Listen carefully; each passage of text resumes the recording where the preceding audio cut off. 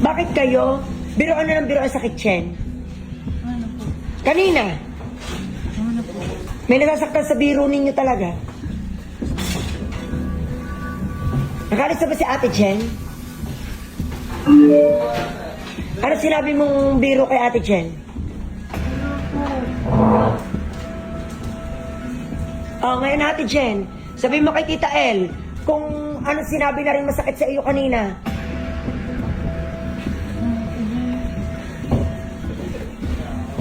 Sinabi mo ako. Huwag mong takutin, huwag mong takutin. Hindi po sir, hindi mo po kami nag-away na siya eh. Hindi kayo nag-aaway? O anong biruan ninyo na nasaktan si Ate Jen? Hindi mo alam?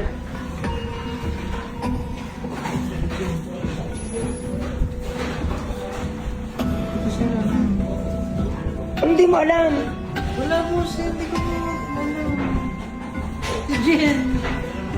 Ang inyong limitasyon sa pagbibiro ay inyo namang iisipin. O sabi, amin ikaw, anong biniro mo dyan? Na nasaktan yan? Wala? Wala ka maisip? Wala naman talaga. Si Jen. Jen sir. Ano to? Ibabato mo to sa akin? Ano sir? May nagbigay lang sa'yo. Ito po ba? Bigay ni Ma'am Ina. Minas. Tunay po? Bakit po? Sabihin mo, maraming salamat po, Ma'am Ina.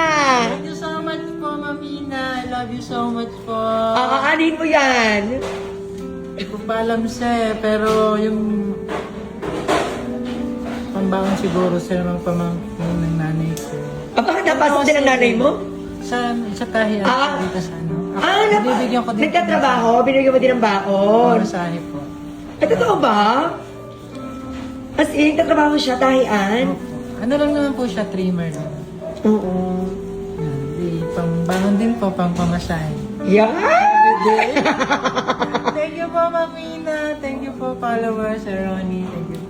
Oh, arte! Thank you. Ayan! Thank you, sir. Oh. Hindi ka na-expect. Hindi mo expect?